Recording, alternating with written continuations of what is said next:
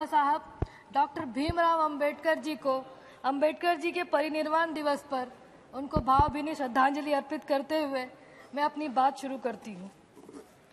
केंद्रीय विश्वविद्यालय संशोधन विधेयक 2023 तेलंगाना राज्य में एक आदिवासी विश्वविद्यालय स्थापित करने का प्रावधान करना चाहती है।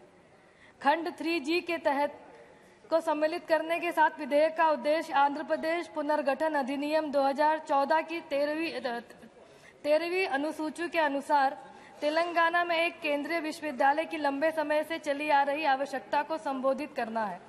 प्रस्तावित विश्वविद्यालय का नाम आदिवासी देवी देवताओं के नाम पर सम्मक्का सरक्का केंद्रीय जनजाति विश्वविद्यालय रखा गया है। सम्मक्का और सरक्का को साहस और बलिदान की देवी के रूप में जाना जाता है। प्रस्तावित विधेयक में आगे कहा गया है कि जनजाति विश्वविद्यालय का अधिकार क्षेत्र पूरे तेलंगाना राज्य तक विस्तारित होगा और विश्वविद्यालय की स्थापना के लिए 889.07 करोड़ रुपए आवंटित किए गए हैं, जो कि एक स्वागत योग्य है और इस विधेयक का हम समर्थन भी करते हैं। ये अच्छी बात है कि सरकार इस तरह के विश्वविद्यालय खोल रही है, लेकिन अनुसूचित जाति अनुसूचित जनजाति के नाम पर विश्वविद्यालय खोलकर भी इन संस्थाओं के चलाने वाले डीन, प्रधानाचार्य, लेक्चरर, HOD और अन्य कर्मचारी न तो अनुसूचित जाति के होते हैं, न अनुसूचित जनजाति के होते हैं, न तो अन्य पिछड़ा वर्ग के होते हैं। क्योंकि चाहे IIT हो, चाहे IIM हो, चाहे मेडिकल कॉलेजेस हो, चाहे केंद्रीय विश्वविद्यालय हो, चाहे राज्य के विश्वविद्यालय हो, इन सभी विश्वविद्यालयों में लाखों पद खाली हैं, जिसमें SC, ST, OBC के लोगों की नियुक्तियां नहीं की गई हैं और ये कई वर्षों से खाली है।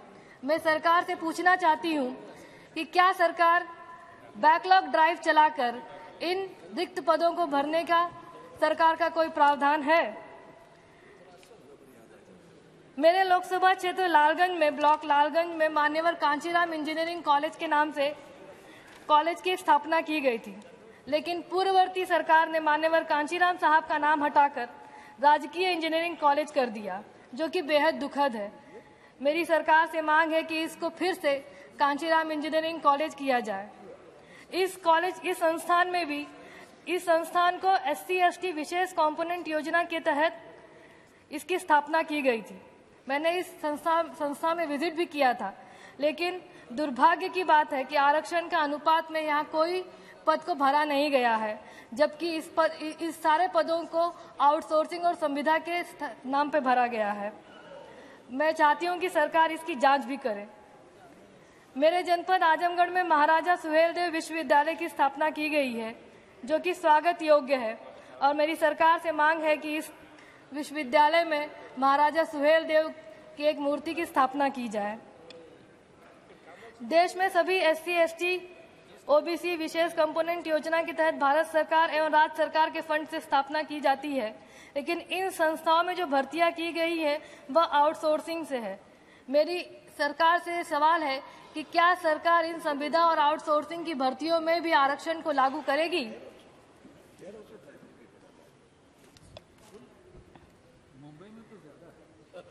सर, मैडम, इसके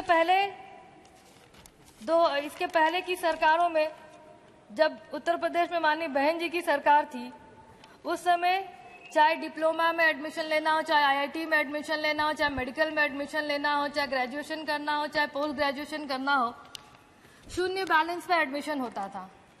आज एक मोटी रकम जमा करने के लिए कहा जाता है। गरीब SC ST OBC का छात्र एक मुश्त उतनी बड़ी रकम नहीं जमा कर पाता, जिससे कि ड्रॉप आउट रेट बढ़ रहे हैं। मैं सरकार से अनुरोध करूंगी कि फिर से जिस प्रकार माननीय बहन जी की सरकार ने उत्तर प्रदेश में 2007 से 12 की जो सरकार थी, उसमें शून्य बैलेंस में SC ST OBC के छात्रों को जो एडमिशन लिया जाता था, उसी प्रकार से फिर से सरकार इस पर एक नई योजना लाए, ताकि SC ST OBC के बच्चे जिनका ड्रॉप आउट रेट बढ़ता जा रहा है, उसमें कमी आ सके। और साथ ही ये अनुरोध करूंगी कि जो भी SC ST OBC के जो विश्वविद्यालयों में और IIT IIMs में, मेडिकल कॉलेजेस में जो रिक्त पद खाली है, उन्हें सरकार जल्द से जल्द एक बैकलॉग का ड्राइव चलाकर उन रिक्त पदों को भरने का काम करे।